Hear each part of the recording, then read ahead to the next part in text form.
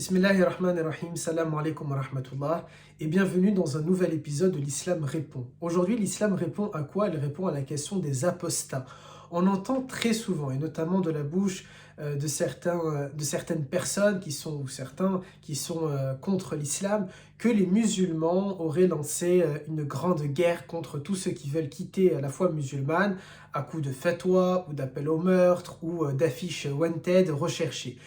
Pour répondre à cette question, que dit l'islam? Eh bien, l'islam répond que nous avons le libre arbitre et nous avons déjà eu l'occasion de discuter de ce point-là dans certaines vidéos. Tout simplement, l'islam considère que toute personne est libre de choisir sa religion. Ainsi, Dieu le résume dans ce verset, Lakum dinukum waliya din, à vous votre religion et à moi la mienne. Nous avons des cas chez les élèves du prophète, chez les compagnons, notamment de Ubaydillah ibn Jahsh, qui était en l'occurrence en plus le beau-frère du prophète, qui a décidé d'apostasier, de quitter l'islam. Eh bien, il n'y a pas eu de fatwa lancé contre lui, le prophète n'a pas lancé un groupe de compagnons ou de compagnonnes à sa recherche pour le tuer. Non, tout simplement, les gens ont considéré il n'est plus musulman, ok, soit, c'est don't act, et puis ça s'arrête là. Et c'est exactement de la même manière que ça se passe aujourd'hui. Celles et ceux qui souhaitent quitter l'islam, qui ont déjà quitté l'islam, aucun musulman ne peut leur tenir rigueur, aucun musulman ne peut leur en tenir grève, c'est tout simplement, c'est leur choix, c'est leur volonté, et c'est tout simplement nous, en tant que croyants, en tant que musulmans sunnites, orthodoxes, nous pensons qu'ils font une erreur spirituelle et que nous pensons au plus profond de nous-mêmes qu'il y aura un jour, un jugement, où nous devrons faire face à Dieu, à sa justice, à sa décision, et malheureusement pour eux, nous considérons que ce sera une erreur. Mais maintenant, ça reste leur décision, leur choix.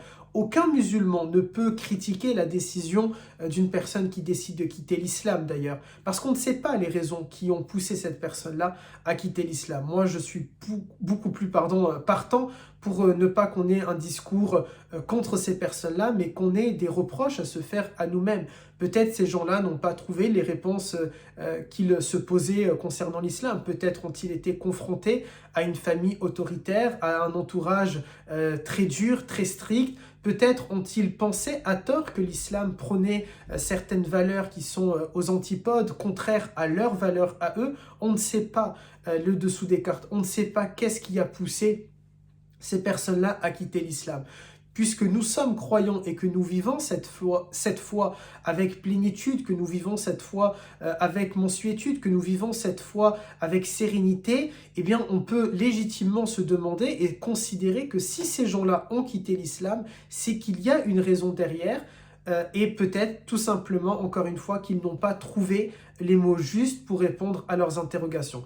Alors à vous, musulmanes, musulmans qui écoutez cette vidéo, on ne peut pas critiquer la personne qui a décidé de quitter l'islam. On peut être désolé de sa décision, on peut être triste de sa décision de perdre une sœur, un frère, mais ça s'arrête là, tout simplement. C'est leur choix, c'est leur décision. Donc encore une fois, non, l'islam n'appelle pas au meurtre des apostats, n'appelle pas au boycott des apostats, n'appelle pas à pendre les apostats. Toutes ces idées-là, ce sont peut-être des idées de criminels, ce sont peut-être des idées d'escrocs, ce sont peut-être des idées de manipulateurs, ce sont peut-être des idées, je ne sais pas de comment on peut les nommer et les appeler, mais en tout cas, ce n'est pas la réponse de l'islam et encore moins celle de son prophète et de son Seigneur. Barakallahu fikum et salam alaikum wa rahmatullah.